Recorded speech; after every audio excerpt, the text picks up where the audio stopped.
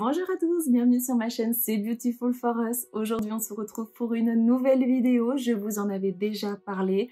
Ça va être une vidéo spéciale pinceau Zoeva, je dirais même pinceau Zoeva. Donc je vais vous parler de ce que j'ai dans la trousse pour le visage et de ce que j'ai dans la trousse pour les yeux. Ce qui fait quand même pas mal de pinceaux puisqu'il y en a 6 pour le visage et 12 pour les yeux. Je vais essayer de faire dans l'ordre et puis de vous expliquer en fonction de moi comment je les utilise, mais aussi de comment ils sont censés être utilisés, parce que peut-être que des fois je l'utilise moi à ma sauce, mais c'est pas son usage initial, ce qui est possible. Donc j'ai tout bien préparé, j'ai fait ma petite écolière, j'ai fait mes petites recherches et tout, et je suis fin prête pour vous aujourd'hui. Attention vidéo, Zoeva!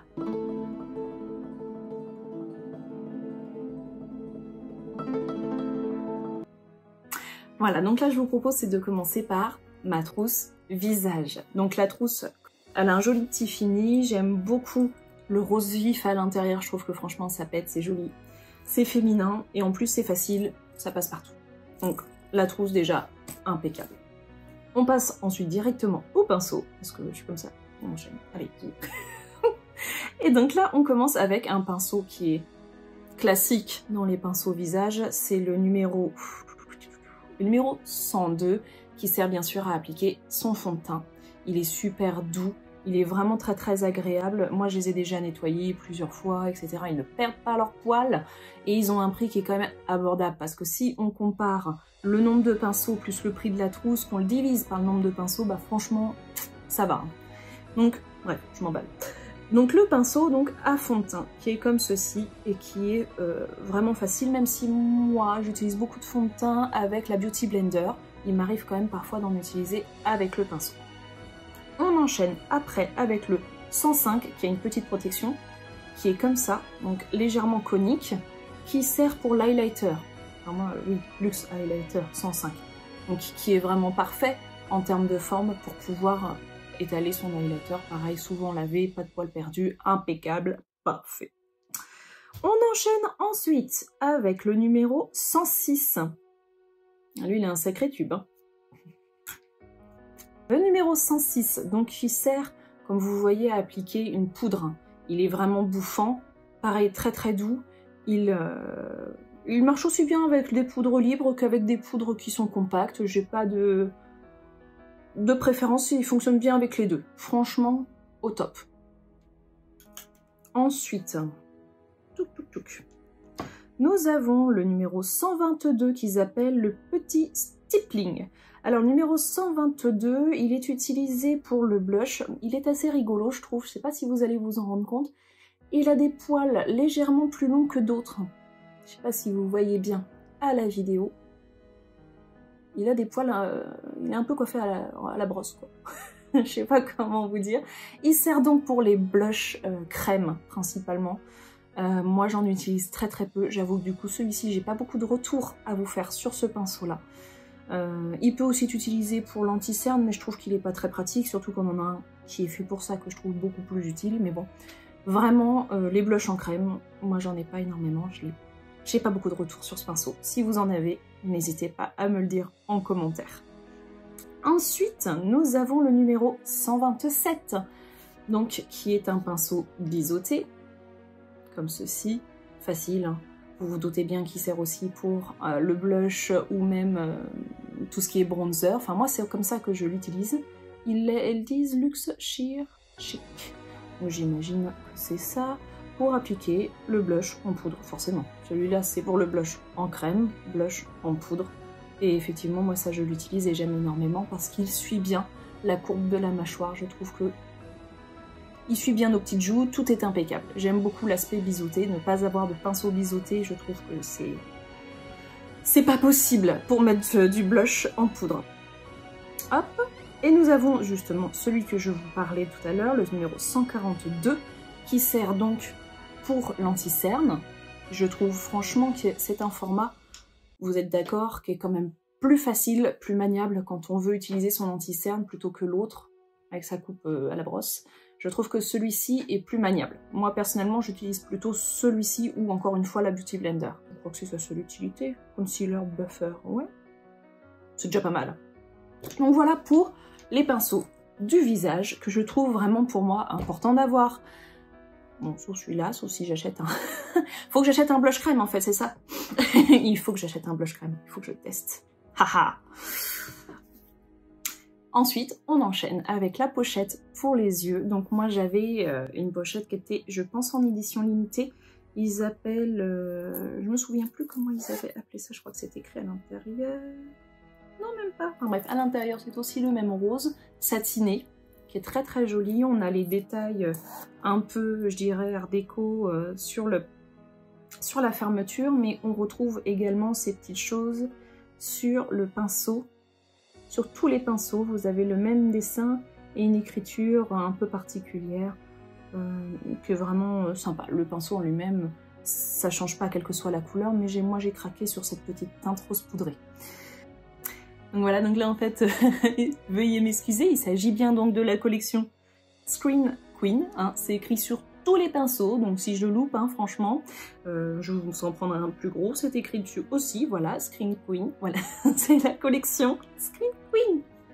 Alors on va commencer par le premier pinceau, c'est le numéro 134, qu'ils l'ont appelé Luxe Powder Fusion. Alors comme vous voyez, il est assez long, il est quand même facilement maniable, et il peut être sympa par exemple pour estomper les couleurs. Si vous voulez bien les fondre entre elles, je trouve que c'est un atout. Donc voilà, donc moi je les remets toujours dans leur emballage quand c'est comme ça des tubes en plastique parce que j'aime bien qu'ils gardent leur forme après le nettoyage surtout. Je suis vraiment quelqu'un de précautionneux, je fais très attention à mes affaires de make-up surtout. Hein, j'imagine que je ne suis pas la seule, je suis passionnée vraiment, c'est quelque chose d'important et donc de précieux pour moi, donc j'en prends soin. On passe ensuite à celui-ci. Celui-ci, vous allez tout de suite reconnaître cette petite forme en éventail qui sert beaucoup pour les highlighters. Donc facile à mettre par exemple au niveau de vos sourcils puisqu'il suit bien la forme de vos sourcils. voilà, eux ils l'ont appelé le petit fan. Hein. Donc voilà, donc moi maintenant je l'appellerai Bambi, c'est décidé. Ce sera mon petit fan Bambi. Il sert donc surtout pour l'highlighter. Hop. Ensuite, alors on a une petite redite par rapport donc à la première trousse. Nous avons de nouveau un pinceau pour le concealer, donc c'est le même que tout à l'heure, le 145, sauf que là il est rose. C'est pareil, il a la même utilité chez moi. Là, forcément, vu que j'en ai deux, c'est un peu dommage, mais les deux trousses étaient intéressantes, donc ça aurait été dommage de me bloquer juste pour un pinceau. Mais bon, je vous le présente quand même, mais enfin c'est le même que tout à l'heure. Ensuite, on passe à un que j'utilise quasiment dans tous mes make-up. C'est le 225 Luxe Eye Blender. C'est celui-ci, hein, qui est plus bas que le premier. Il permet aussi, bien sûr, d'estomper. Clairement, celui-ci, il estompe aussi. Il est très utile, j'imagine, plus sur la paupière en elle-même. Celui-ci, que j'utilise énormément, moi, je l'utilise beaucoup dans le creux de paupière. C'est vrai qu'il évite les marques. Et ça me permet de mieux travailler les fards, mais celui-ci, c'est un indispensable pour moi. Vraiment, vraiment, le 225, un indispensable. Ensuite, nous passons au 227. Alors, donc le 227, le Luxe Soft Definer, qui est, vous voyez, plus plat et plus effilé. Il permet d'estomper surtout sur le haut de la paupière. Ça peut être utile, notamment pour un smoky, j'imagine, pour pouvoir bien fondre les couleurs entre elles, surtout que c'est très très intense un smoky par exemple. Donc voilà, celui-ci, un peu plus plat, le 227. On enchaîne avec un autre copain qui s'appelle Luxe Crease, le 228. Un autre qui est plutôt long, rond, voilà, comme ceci.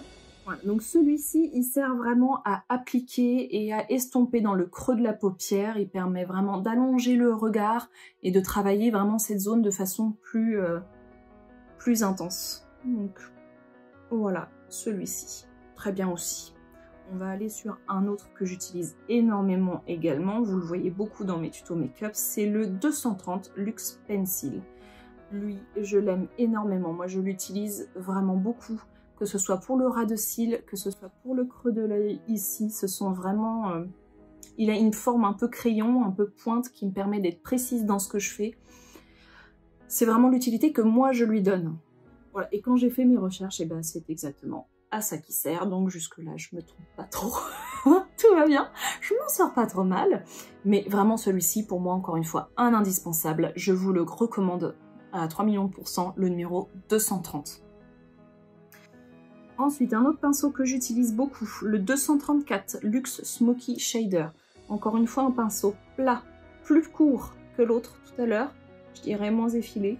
Il me sert aussi beaucoup personnellement pour le ras de cils et pour également définir un petit peu quand j'allonge mon maquillage, définir un peu mon regard.